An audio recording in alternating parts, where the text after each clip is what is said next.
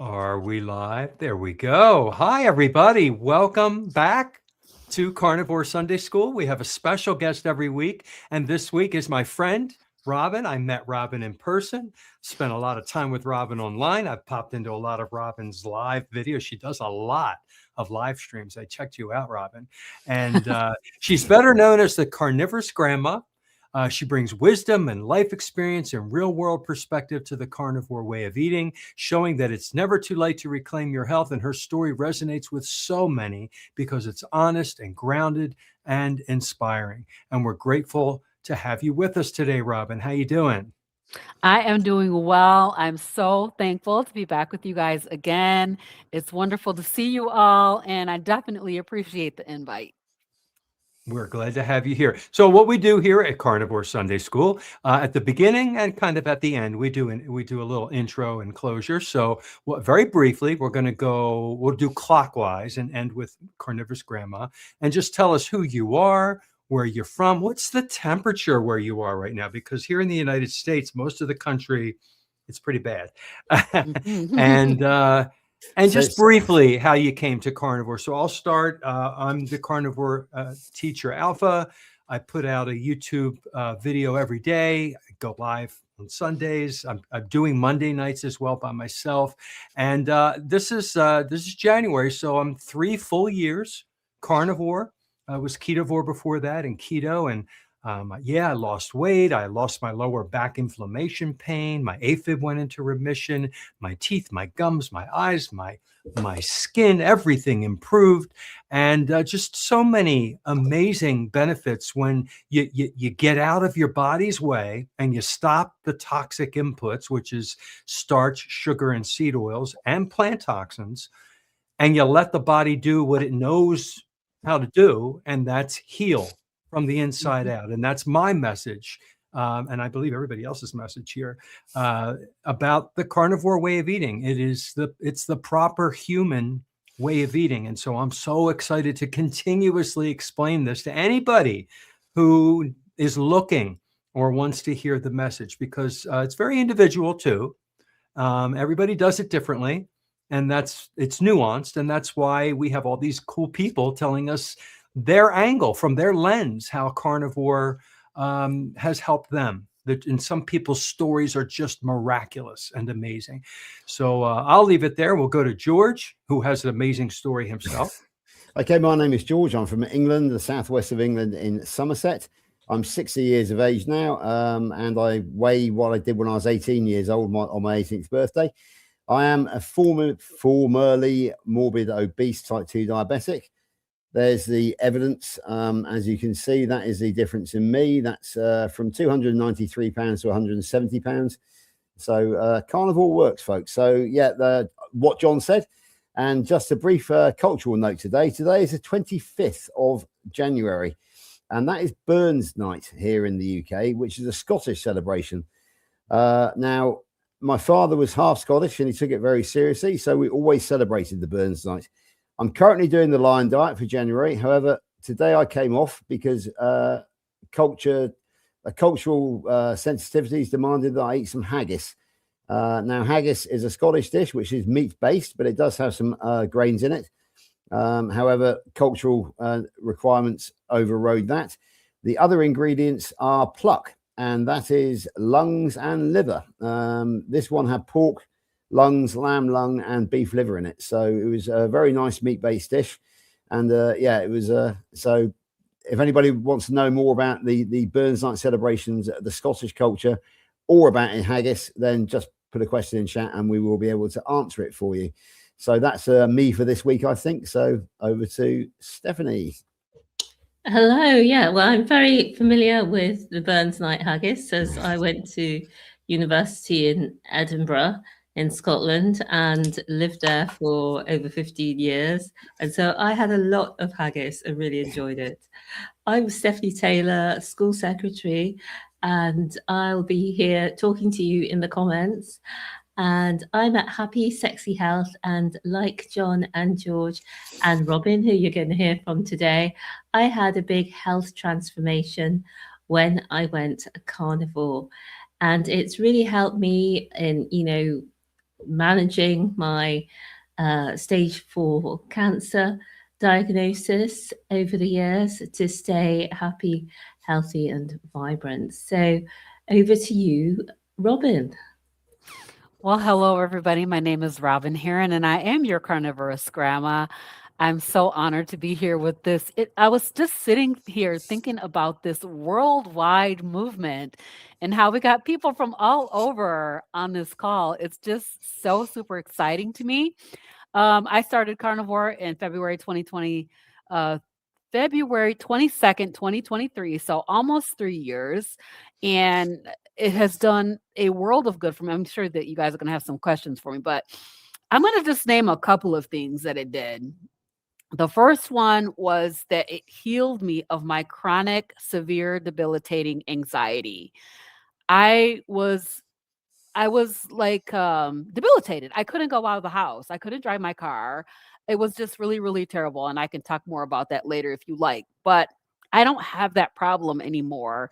The racing thoughts that I had, the food obsession, completely just gone. And then the second thing is my facial and hand eczema. Like, if you have eczema, you need to be trying this way of eating. And so I know that a lot of people deal with skin conditions, psoriasis, eczema, and things like that. And I'll probably, if I get a chance, I'll show you guys some pictures of how my skin was.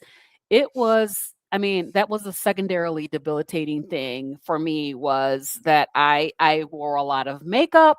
I tried to cover it up because it was just really bad, and my hands looked like hamburger meat. You know what that looks like. And so Carnivore has done a lot of things in addition to that, but those are the top two. So I'm excited to be here tonight and to talk with you guys at Carnivore Sunday School. Great. Thank you so much for joining us. So let's get right into it. We'll start with the first one that you mentioned. I remember you telling me this before, but let's go into detail. What was it that you were experiencing anxiety-wise? A lot of us can relate to anxiety and stress, but what were you dealing with where you couldn't go out of the house? How long did this last? Was this like a large portion of your life leading up to carnivore? Yeah, so I have always, or was always, a very nervous and worried person. I always worried about everything. I would worry about everybody, everything. Even as a child, I was like a big worry wart, they would call it back then.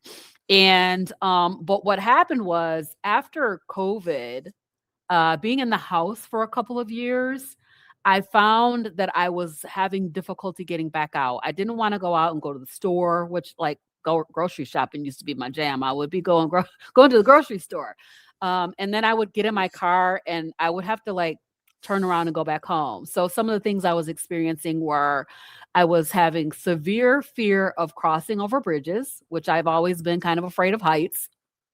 And I still am afraid of heights, to be honest, but I would find myself slowing down before crossing over a bridge. Now, that could be really dangerous depending on who's behind you. You don't want to be slowing down and almost stopping to, like, prepare myself to cross the bridge.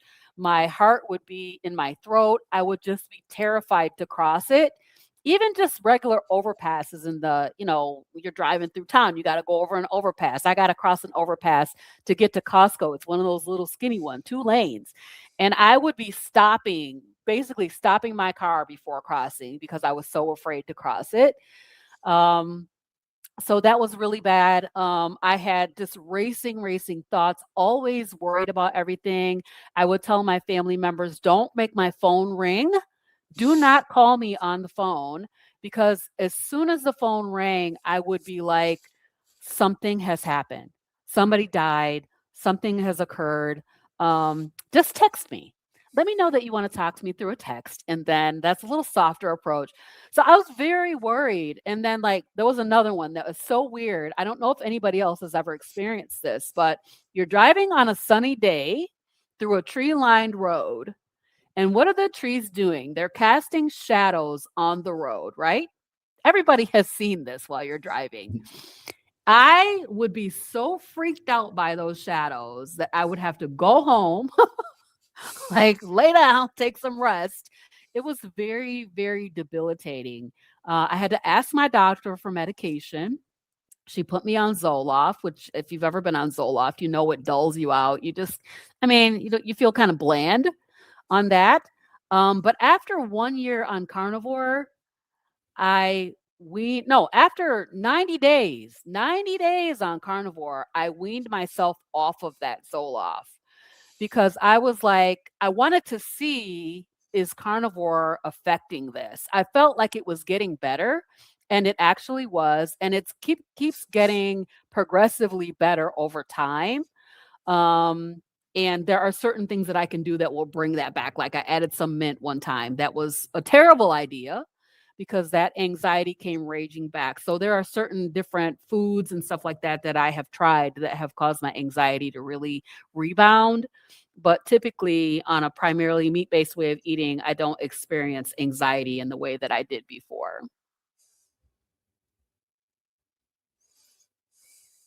So the bridge crossing is common. I know a lot of people that have that. It's interesting. I wonder if they go, and people I know are not carnivores. So I'm curious how this works. What do you think carnivore did to your brain that Zoloft could not do? Well, I mean, I'm sure there's lots of things that we can talk about from a metabolic health perspective that would impact brain health. I recommend the book, Change Your Diet, Change Your Mind by Dr. Georgia Ede, where she really talks in depth about what carnivore does for the brain. But for me, I will say that carnivore soothed my brain. It allowed my brain to heal from this high level of anxiety. I don't know the chemical reactions and all of that stuff. All I know is at 90 days carnivore, I felt what they call the carnivore zen, which is this generalized sense of well-being all over. Like your body feels good, your brain feels healthy. I was calmer. I didn't have these racing thoughts. All of a sudden, the thing that I used to do with my mom, we had this thing where we talked about food all the time. We would always talk about what we ate and take a picture of it, show everybody. All of a sudden, I realized, wait a minute, I don't care about this anymore. I don't want to talk about this anymore. And so my food obsessions and all of this worry, I realized I was on a live stream. I think I was with Carrie Mann on a live stream. And my phone rang and I sent it to voicemail. This is about 90 days after I went carnivore. And I thought, wow, I was able to, I didn't even think about it, just send it to voicemail. My husband always asked me, do you have to answer the phone every time it rings? And I'd be like, yes, something has happened. And so I sent that call to voicemail and didn't even think twice about it. And that was a huge milestone for me. I would never send a call to voicemail, ever. So yeah, it soothed my brain. The meat soothed my brain and allowed it to heal. So the fatty acids, the ketones, everything that Dr. Georgia E. talks about in that amazing book, that wonderful book that I've read twice. I want to read it again.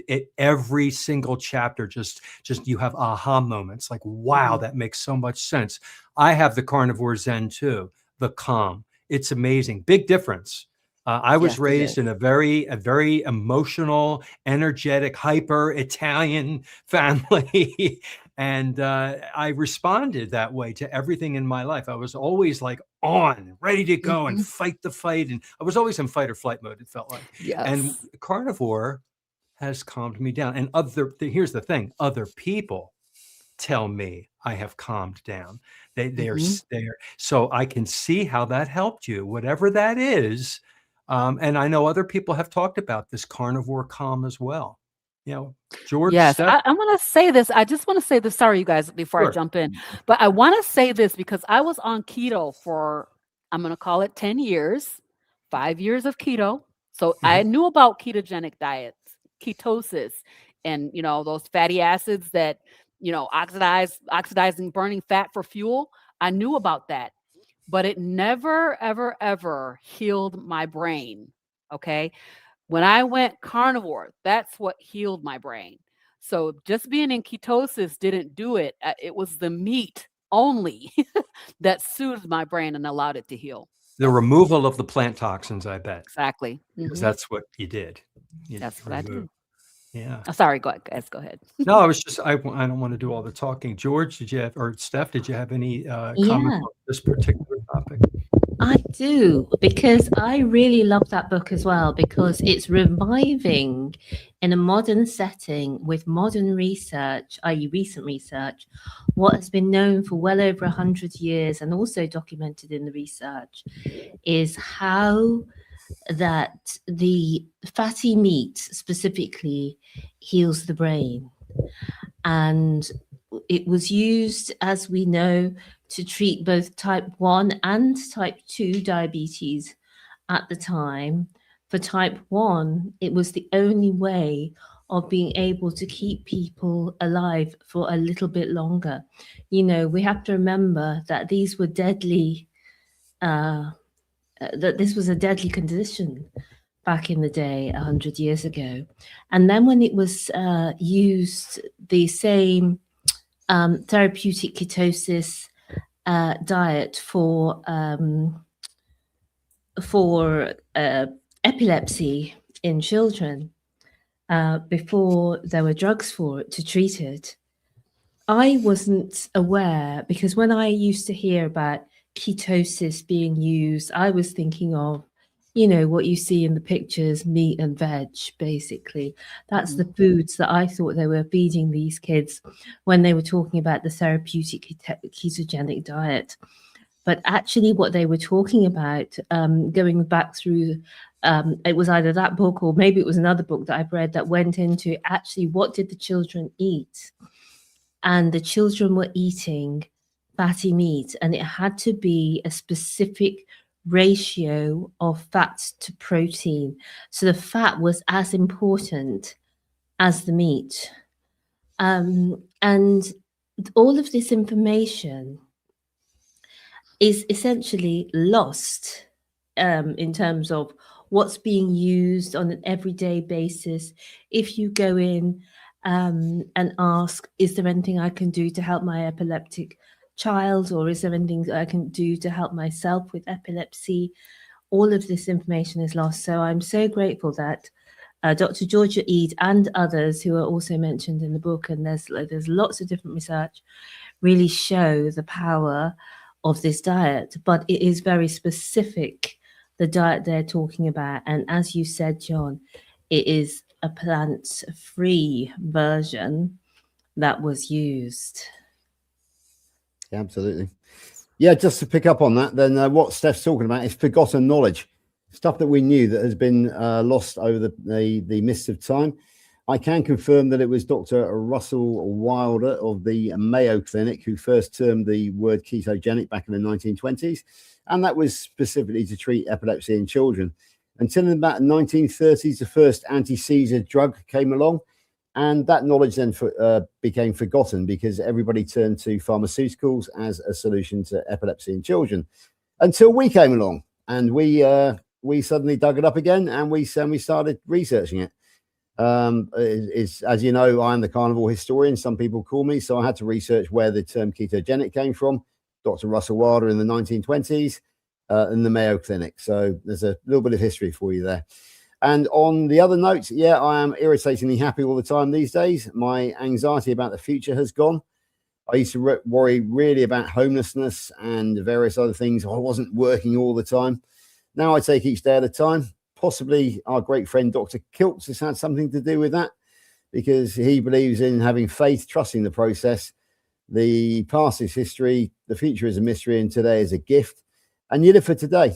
And I don't plan ahead like I used to. I do make plans for the future, but I don't worry about those plans at all. And I know that each day will take care of itself. Our great friend Grandma, who's in the crowd tonight, wrote a song called Another Dawn, and I'm grateful for every dawn that I wake up, because it's I greet the day with the gratitude attitude, as Dr. Kiltz would say. I live for the day. Tomorrow will take care of itself. I'm very irritatingly happy most of the time now, and so yeah, that is a massive anxiety. The stress and anxiety have gone, and it's as Robyn will tell you, because I was on in her chat last night. I'm always looking for the fun in carnivore as well. Dr. Kiltz has the rule of F's, and I don't think we put fun in there. I'll have to speak to him about that, because he has faith, fat, fasting, fitness, and fertility. And there is another F there, which we can substitute for fertility, which we can't use on YouTube. But of course, there is also fuel. There is, yeah, absolutely, Robyn. Yeah, he actually said it once by accident. But anyway, we won't go into that. Yeah, and there's also fun. There's fuel. Fat is fuel. And the other big one, of course, is freedom, because carnivore gives you freedom from health anxieties, gives you freedom from morbid obesity, from type 2 diabetes, and it's given me freedom from anxiety. So, yeah, that's my little take on what my mental health is like after being carnivore now for nearly, well, actually, yeah, my journey. I'm coming up to nearly 4 years on my journey, which started low carb keto and then morphed into carnivore. I always take my journey back to the March the 1st of 22, when I was diagnosed with type 2 diabetes. So there we go. That's my take. Okay.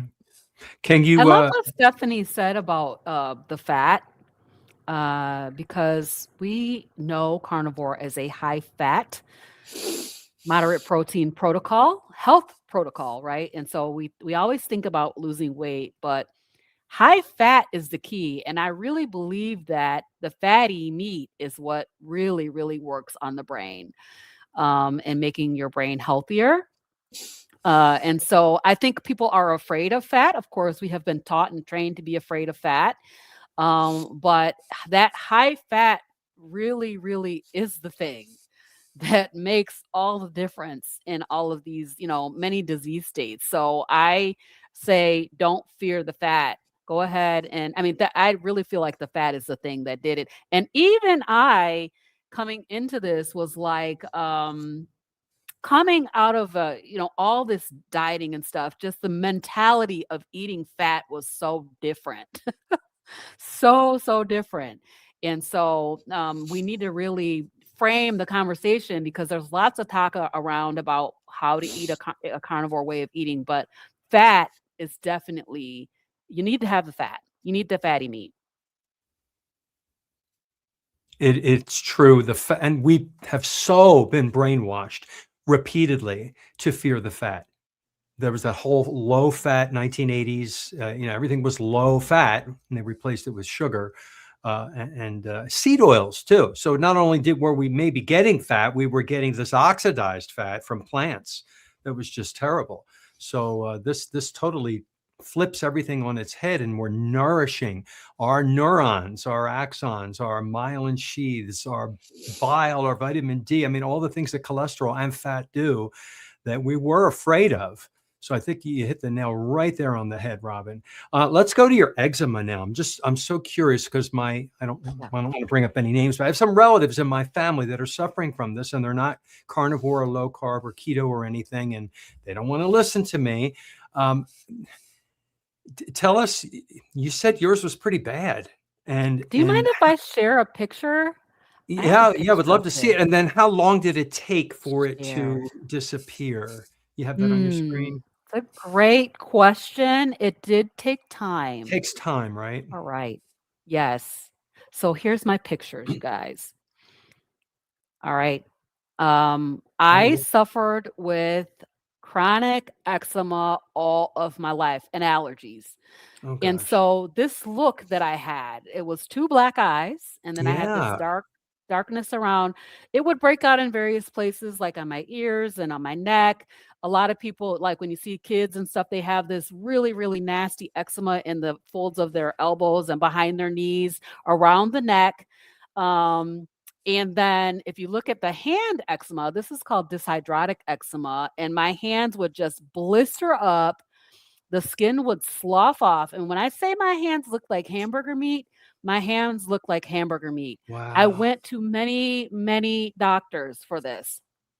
Finally, I found this stuff called concealer. And I started covering it up with a lot of concealer.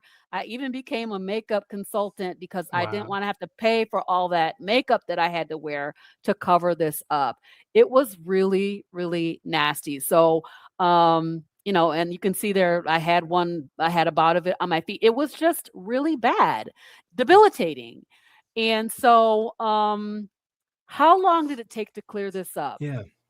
I will say that for the face eczema, it probably took about 9 months to a year to clear that up. Hmm. But what I noticed right away was I used to use this cream on my face every single day. It was a lotion that I used every day, a couple times a day. I noticed, like, because I started in February, that spring, I noticed a couple things. I wasn't taking any allergy pills at all, which had been taking twice a day. And I stopped using this cream just naturally. I wasn't even thinking about it. So where I was having this itching and all of this stuff going on the face, I just stopped using the cream. And so that was kind of interesting, but it took probably 9 months. If I look back at my videos from back then, I can see little shades of it like at 6 months still. But at 9 months, the face eczema was pretty much cleared up. I think within a year, it was totally gone from the face. Now, if I eat certain foods, it will come back flaring up. The hand eczema, on the other hand, has taken longer. I still get bouts with this. Hmm. I come to find out that my hand eczema is exacerbated by dairy. So cheese, I was a cheese lover. Hmm. Ate cheese almost every single day, even when I went carnivore. Love cheese, you guys. Cheese does not love me. The heavy cream in the coffee, I was using that every day. Sour cream, I was dipping. Like as a carnivore, you don't got that many sauces that you're going to be dipping into, right? So I was dipping into sour cream. I was having cream cheese and, making soups and stuff with cream cheese. All of that stuff caused my hand eczema to flare up. So if I get something that has that dairy, now I can tolerate a little bit of butter, but if I get dairy in this way, Uh-oh. it's problematic. I can't tolerate it, and it causes the hand eczema to flare up. Interesting. Did this hand eczema that I'm looking at, that it looks yellow on the picture here, or brown, I see that it's unsightly. Was it sensitive or painful Yeah, it on the skin was. when you grabbed and Yes. used it? It Wow. was. I would hold my hands. I don't know if you guys can see me, but I would hold my hands like this all the time. And I I would just see. kind of hold them at my waist because I was afraid to touch anything that looks infected. And in fact, it was infected Wow. because you can't touch anything. I tried the cotton gloves. They recommend, people who have hand eczema to wear cotton gloves. And I tried that. It would just stick to the hands would stick to the inside of the cotton glove. It was really, really, really bad. And in fact, it was so bad that I lost my fingerprints because my hand, they just it goes through this cycle of drying and flaking and peeling and blistering. And I mean, it has a whole process that it goes through. It did it so much that when I went to go be fingerprinted to travel out of the country, they could not lift a good fingerprint Wow. on me. And what they told me was, we can't get a print on you. And so I was like, okay, I don't know what to tell you. My fingers are here, we're here to be fingerprinted. So it was just really, it was really tough. So hand eczema, dyshydrotic eczema, exacerbated by dairy, and also seed oils. If I get something that has a seed oils, my hands may blister. I'll get some cracking, but I try to stay away from seed oils, and I definitely am not utilizing any dairy anymore. So go ahead. That's a good time because actually we have had a question about it as well. So I thought actually this would be good to have right here. And I can say as well that I know about the weeping, and actually mine used to, I don't know if you call it pus, it was like clear. It used to weep like Yes. liquid, Yep. clear liquid would come out of it. Mm-hmm. And so it's always evolving and changing, and everything about it is sore. If you scratch it, it's sore. If you don't scratch it, you want to scratch it. It's just awful. But Terry B312 says, Robyn, I was at Costco the other day, and an African-American cashier mentioned her dry skin on her hands. Has Carnivore helped you with dry hands along with the eczema? So I would say that eczema is very moist. It's wet.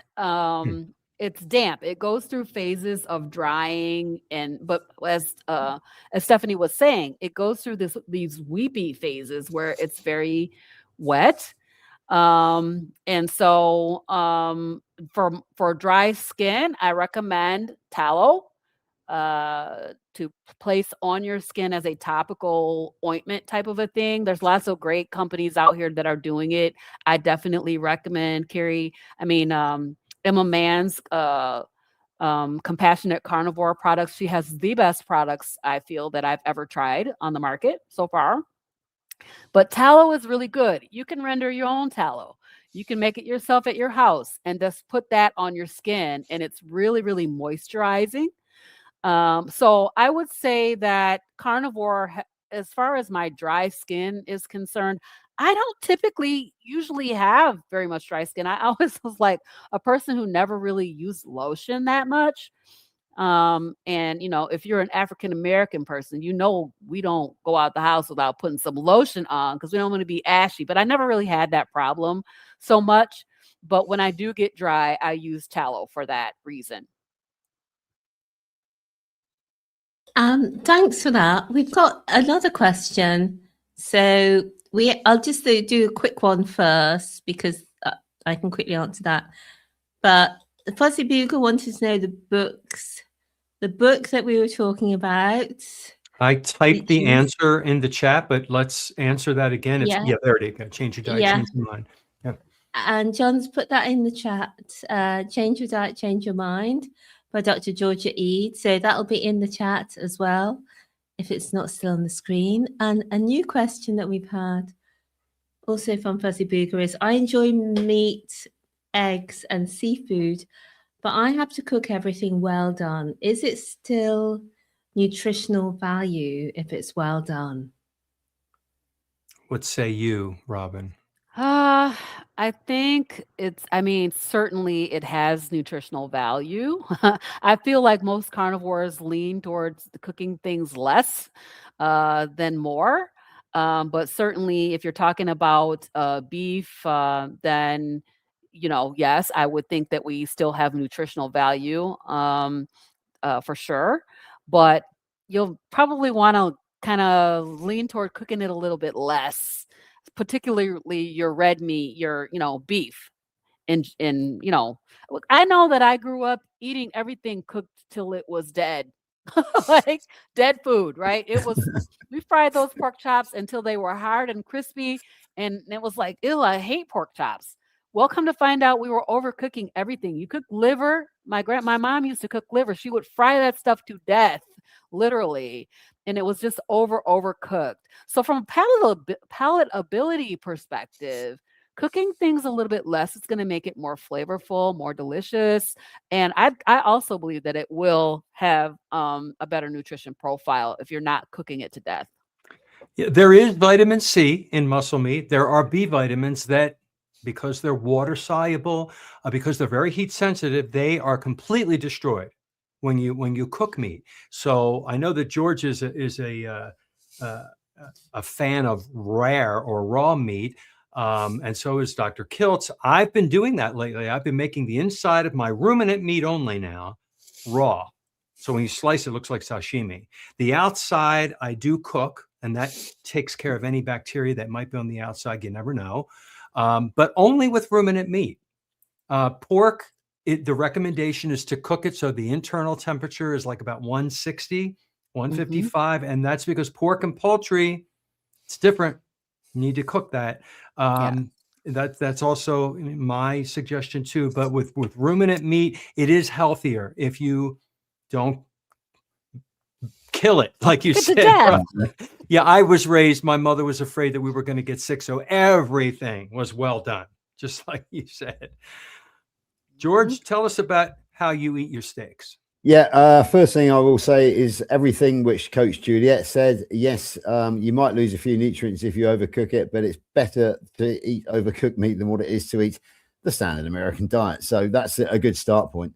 I've been eating raw now since June of 2025, I think. No, June of 2024. So over 18 months. It started off as a sort of to support my friend who's going to eat raw. I started off on 2 steaks a week, loved it so much that I now eat Monday to Friday. I eat completely raw at work. And at the weekend, Lainey does love cooking. So, for example, I had a very rare ribeye yesterday. We had haggis today, which is a bit of a different thing. But if Lainey's cooking for me, she knows it's what Dr. Kiltz would call black and blue, seared on the outside, rare in the middle. And I'm actually one of the very lucky guys in the world to have had actually Dr. Kiltz cook a steak for me at a meetup, and he did it black and blue. So it was very. I've got a picture of it somewhere. It's really rare in the middle. Now, one of the reasons I eat rare is because I do not have a cooker at work. I don't have access to a stove. So get it out of the packet, stick it on the plate, cover it in salt, and away you go. It's as simple as that, really. And I think that my gut health has improved notably since going raw. Because interesting enough, what I will say is that I don't eat ground beef raw. Robyn, did we have this conversation? No, I can't remember who I had a conversation with last night. But I don't eat ground beef. I think it might have been Carnivore Cherry. But what Lainey does is cook it off for me in the air fryer. She then refrigerates it, or we have the very fatty ground beef or minced beef, and of course all the fat goes white and solidifies. Now I don't reheat that. What I do is I eat it cold, and I eat the fat solid in its solid form. It has been rendered, but then goes solid again. And I find that if I eat minced beef or ground beef hot with the rendered fat, then it does give me the number 7 on the Bristol stick scale, the loose stools. Whereas I find that the Bristol scale is real, folks. Do look it up. And basically we won't put the pictures up here, though. No, we won't put the pictures up. No. We will leave that to Zoe Harkin, PhD. Yeah. She always loves putting those up. Anyway, that's where I learned it from, actually, from Zoe Harkin. Okay. Anyway, so I eat the solid white fat. I find it more tasty than the rendered fat anyway. So I eat nearly everything cold now during the week. Nearly everything cold. Lainey cooked off some beef bacon yesterday, so I had some of that hot straight out of the air fryer. But that will go in the fridge now, and I will eat it cold. And also, she did it for the first time last week, and we ended up with tallow bars because it was swimming in its own tallow. When we took all the bacon out, there was a slab of tallow at the bottom, which became a tallow bar, which I ate like a chocolate bar. And it's the first time I had it. But I will definitely be looking for that again. No question. Yeah, so that's your answer. I mostly raw, nearly all cold. And I'm not one of these zealots who says you can only eat raw. It's just it's convenient for me more than anything else. And I feel very, very healthy because of it. Yeah. And I have not got there with the raw meat. But I can resonate with Fuzzy Booger saying that he likes everything well cooked, because growing up we had everything really well cooked. Could not understand how people are going around with blood coming out of their steak. What is wrong with people? Anyway, when I was in my early 20s, I was on a master's program, and at the time it was when NATO was still in Brussels and the European Parliament and everything was still there. And we went to, as part of the course I was on, we went to Brussels, and what a fantastic city. We had, during the days, we had these amazing lectures, and we had plenty of time to visit galleries. But what I really loved is that they had, as well as what felt like 1 million little art galleries, they had 1 million little restaurants. And they're all tiny, like somebody's front room. And I'm talking about a UK front room, which is not all that big in the typical house. But these were very, very small. Some of them would have only had, 6 or 12 tables. And the food was out of this world. So every day we'd get up and we'd have breakfast. And then we'd say, oh, today we've had so much, we're only going to have dinner. And then we'd have lunch. We'd end up having lunch. And then we'd say, okay, we're only going to have lunch. We're not going to have. And we had 3 meals a day every day. And we went out to these fabulous places. And so I went out for the first time and had a steak that I had asked for. So it wasn't the first time I'd had a steak, but at this time, when I was in my 20s, this is early 20s, this is 30 years ago, the UK wasn't as sophisticated as Europe when it came to steak. And so when you asked for a medium steak here, it was actually well done. So I asked for a medium steak in Brussels, and I could not get enough of this steak. It was beautifully cooked on the outside. It was all brown. It was caramelized. It had this amazing béarnaise sauce. I'd never had béarnaise sauce before in my life. I was making so much noise. Going, oh, goodness. I could not get over myself. I was salivating so much. In fact, just talking about it takes me back to this time. The food was so good. And this was just a random little tiny restaurant. Anyway, as I proceeded with this thing, the steak, which was quite a big piece, as I went closer to the middle, it was going pink. And then in the middle, it was blood. Oh my gosh. And then I thought, this is what people are talking about. This is what the crazy people have been doing all along. They've been eating the meat. It's so flavorful. It's so tender, but everything was so good. And so that's what I'm saying to you, Fuzzy Booger. If you try something just cooked a bit less, or sample other people's when you go out, you may find that you actually really enjoy it. Not necessarily cooked medium rare, but maybe medium instead of well done. And then maybe you progress a little bit, like I did, from extreme well doneness to now. Mostly I have, depending where I am, I'll order rare or medium rare. And recently at home, I just had this urge to eat. I got my beef from a farm, so it was a better quality beef, an organic farm. Sorry, beef liver. I got my beef liver from an organic farm, not from the supermarket. And one day I just had this urge. I'm just going to have the liver raw. And honestly, it tasted so good.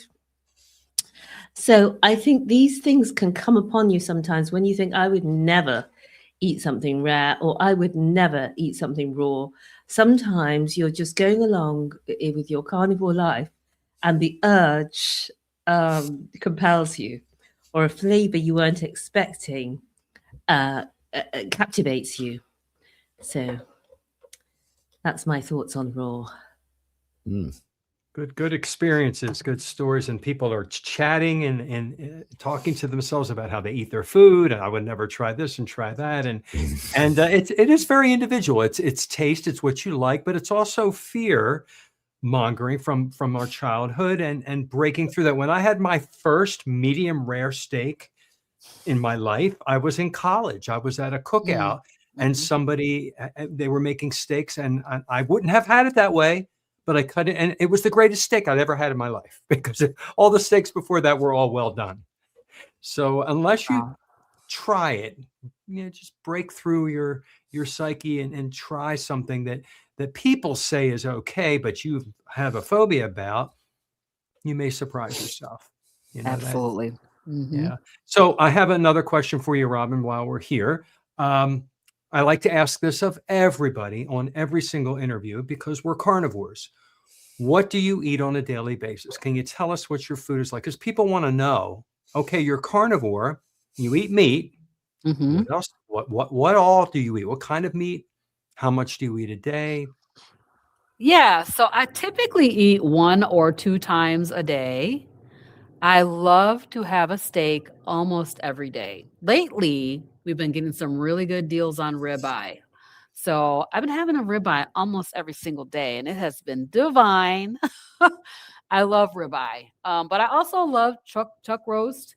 I usually will sear it and then put it in the pressure cooker for an hour. It comes out absolutely perfect. I put a stick of butter on top of it, and no water. So, so, so, so good. Absolutely delicious. A lot of ground beef. I think a lot of carnivores eat ground beef because it's economical. I probably can eat 1.5 pounds of ground beef at a sitting. And then I can eat a whole 16 to 18 ounce ribeye by myself uh, in a meal. I like shrimp. Um, I like to eat burger patties. Sometimes I do eat out. Sometimes I will grab the fast food burger patties, but mainly I like to cook at and eat at home because I do eat a lot out a lot. Don't get me wrong, I do because it's just my husband and myself. Now I got these grandkids in here, but it was just him and I. So we eat out a lot. But I like to eat at home because I like to know what's in my food. I like to know that there's no seed oil in it. I want to know that it's not seasoned with anything that I don't tolerate. So I do use some Redmond's real seasoned salt. And I have experimented with that. I don't have any issues with it. But I have really cut down on other types of spices. I used to use a lot of garlic powder when I first started. I use onion powder. I don't really use any of that stuff anymore. It's just mainly salt. I do have coffee. So coffee is not technically carnivore, but a lot of carnivores do drink coffee. And so I do have coffee. And pretty much I promised myself that I was going to have a steak pretty much every day during World Carnivore Month. So that's what I've been trying to do. Pretty much that's what I eat. Any eggs? Very little eggs. So I think I have a little bit of, I think it's a histamine issue. Okay. So when I get, and you guys know Linda Volke, when my histamine bucket gets full, the egg whites cause me a problem with histamine. So I can have it maybe once a week or once every other week. I can have whole eggs. Otherwise, I can do like fried egg yolks or something like that. Take the white part out. But yes, I eat a little bit of eggs, but not as much as I used to. I used to eat eggs almost every single day. And I kind of got burned out on eggs. Like I got a Right. little bit of an aversion from it for eating them every day for a long time. I'm still waiting to see if there's such a thing as a ribeye aversion for me. People are like, "Oh, I couldn't imagine eating another steak today." Yeah. I just can't even imagine how that feels because I could eat a ribeye every day. Why is it that we don't get tired of an amazing steak?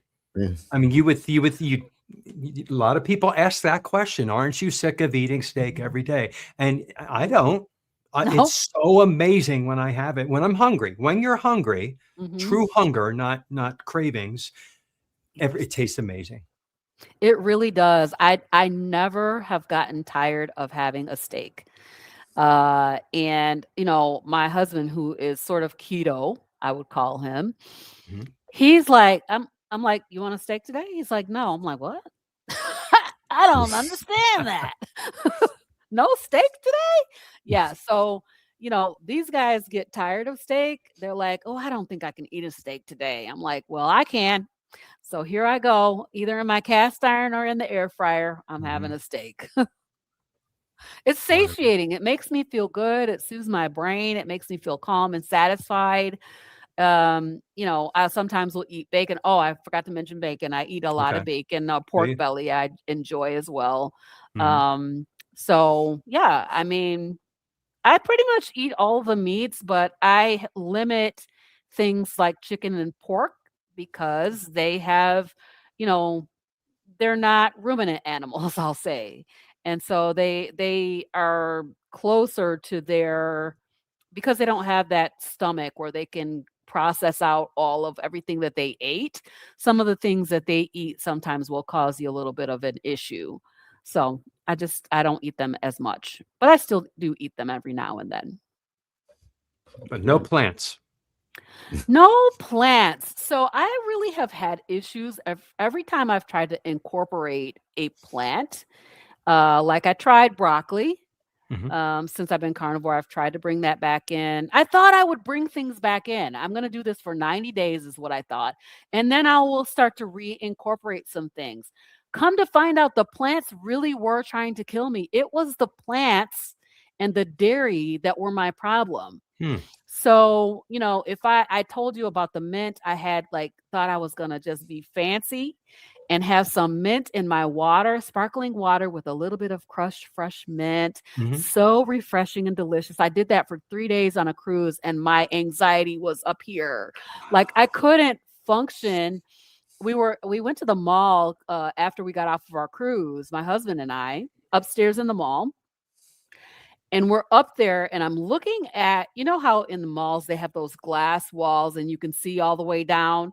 I'm looking at that and cannot move my feet forward. I cannot force myself to walk one foot in front of the other. My anxiety was so high, and I'm holding on to my husband. He's like, "What's wrong with you?" I'm like, I can't move. We have to get down. We're going to have to go down. And that was just from 3 days of having a tiny bit of mint crushed in water. So it's not worth it to me. It's not worth it. I don't want to experiment with anxiety. That's not something that I'm willing to bring back into my life, to practice eating plants. And so at this point, I know that I could probably eat cabbage. And I had a little bit of, what is that stuff called? The thing that they make with cabbage, the fermented cabbage. I had a little bit of that when I had to take an antibiotic. Yeah, sauerkraut. I had a little bit of that. No issues, but I'm not really, I don't want to bring them back, because I feel like if I get to a certain upper limit, what's going to happen with my anxiety? I'm not willing to go back to that. Oh, I can't hear you, John. You're on mute.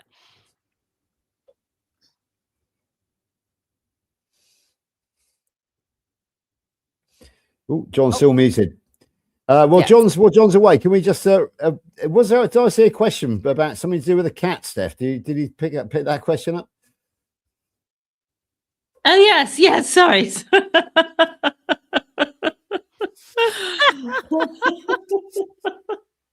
Great question. So lively. Why is everybody talking about Kalamazoo? Y'all want me to answer this one? Yeah. Well, there's a song, isn't there? The Deader and the Dealer, and a dog called Jake, and the cat called Kalamazoo. So why is everybody talking about the cat called Kalamazoo all of a sudden? Robyn, can you answer that? So I am hosting a meetup in Kalamazoo. This is the second annual. It's called Impact Meetup and Eat Up with Carnivorous Grandma and Friends. Here in Kalamazoo, the date is September 5th, 2026. And we're going to have lots of great people here in Kalamazoo. I'm so excited to see you guys all here. We're going to have, what it is a day, it's like a metabolic health symposium where we have some, practitioners in to talk about the science and talk about what's going on in the world around metabolic health. And then also we have something like, Carrie Mann and those guys, they call it inspiring carnivore stories. People come in and talk about what amazing things have happened in their life. We have sponsorships. We bring in some great food. We have an after party where we're going to dance and have a good time. It's going to be so much fun. It's Labor Day weekend in Kalamazoo, Michigan, and I am your host, Carnivorous Grandma. Oh, that's great news, Grandma. Has anybody said they're going yet? Have you had any much interest at all? We have had a little bit of interest. I know that we've got George and Laney coming from the UK for sure. I heard that Lynn DeVoke's come, Carrie Mann, Dr. Kills, Stephanie's coming. Yes. Oh my gosh, it's going to be absolute. John, don't be the odd man out. When is this? September 5th. September 5th. Kalamazoo, Labor Day weekend. Oh, yes. Check it out. Yeah, it's really going to be fun. It's going to be so. And I can also tell you that from our audience tonight, we are going to be seeing Barbara Grammer, who is the carnival songstress there. Coach Juliet's coming, and so is rocking coach Amy. Kerry's going to be there. Dr. Kiltz is going to be there. Dr. Nelson's going to be there. Basically, it's a who's who of carnivore is turning up to Impact this year. So I'm going to tell y'all that George knows more about who's coming than I do. Yes, he does. He just told me that I've been like, Dr. Nelson, are you coming? I need to know. So he told Dr. that he's coming. You have to remember, Robyn, that's my job within the carnivore community. I am the liaison between everybody, basically.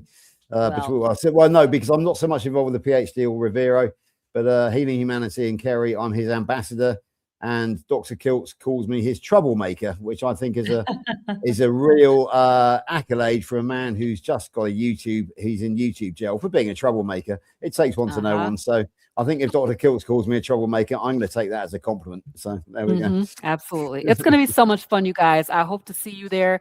I know that this team has the links. It's probably going to be down in the show notes. So yes, come to Kalamazoo for Impact.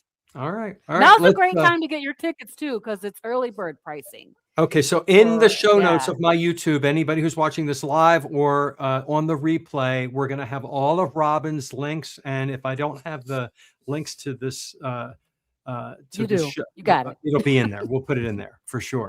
I've got it as well. So. You have it too. Okay. Yeah. All right. We're at 5 minutes. So what we do is we go around and we tell people where they can find, where we can find each other. And we'll end with me. So we'll start with Carnivorous Grandma. Tell us, it's in the links, but you're on Facebook, you're on Instagram. Tell us everywhere we can find you and learn more about you. All right. So, of course, I'm on YouTube, TikTok, Instagram, Facebook, Carnivorous Grandma everywhere, but it is Carnivorous Grama. So I know we got a grandma out here. I think I saw a grandma out there. So, but yeah, Grama, because that's what my grandkids call me. And then, of course, I have a website. It's carnivorousgrandma.com. And, you know, you can go there and find out all about my coaching. I'm doing a coaching practice.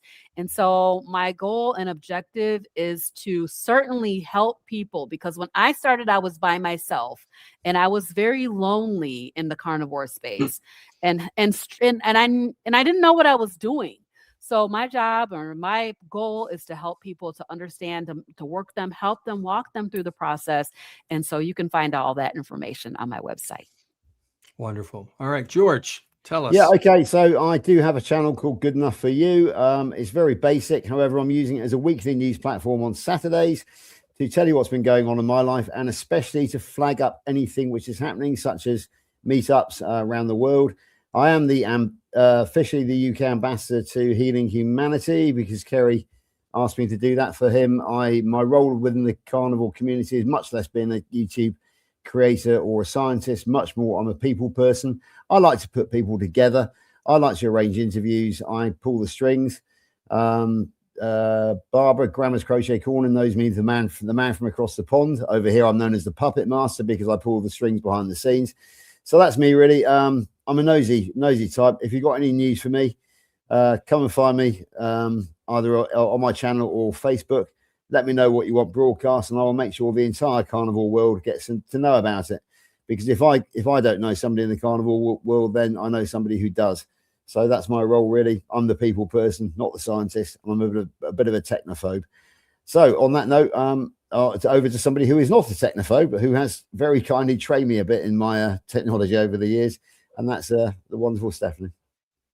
Hello, yes, I'm Stephanie. It's been so good talking to you all in the comments today. It's such a great community. I can't wait to meet you all in Kalamazoo and at any other meetups along the way. So I have been doing the Carnivore Sunday School secretary role since June last year, and it has been so much fun. I've loved, obviously, being here with George and John and all of you every week in the comments. But this year, I'm going to be doing a few different things. So I'll be standing down from my secretary role, at least for a little while. In the next, tomorrow, I'm starting a 21-day water fast. This is something I haven't done before. It's really recommended for cancer. And it's something that I thought, I'm not sure that I would be able to do that. But it's like the rare steak. It's something I thought I wouldn't be able to do. I had a lot of thoughts about, and then I ended up trying it by accident and finding out it was delicious. So I've coached myself into thinking, what if this is easy? Or it's certainly simple. And so I'm going to be doing the 21-day water fast. and I'll be doing it on my Instagram at Happy Sexy Health. I'll be reporting in once a day. So I'd love you to join me there for that journey and help me keep going, hopefully for the 21 days. And hopefully it does make a difference as well.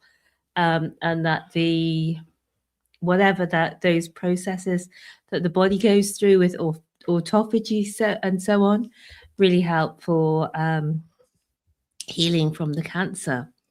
The other exciting thing is that I've just taken delivery of something that's very new in the UK, and you might already have it in America, but it's called a continuous ketones monitor.